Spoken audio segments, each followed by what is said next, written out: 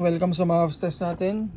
Dalawang VFC na Glock 17 Gen 5. So sabay kinuha. Yung isa i-upgrade agad yung trigger. Okay, so test natin.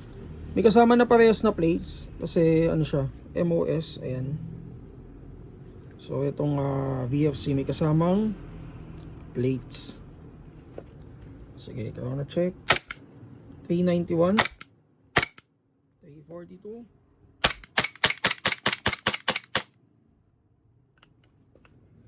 So shoutout kay Boss John.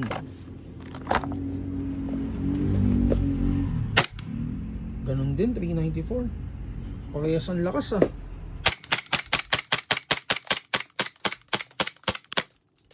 Ayun. So shoutout kay Boss Inoy. So Glock 17 Gen 5 VFC. Thank you mga boss.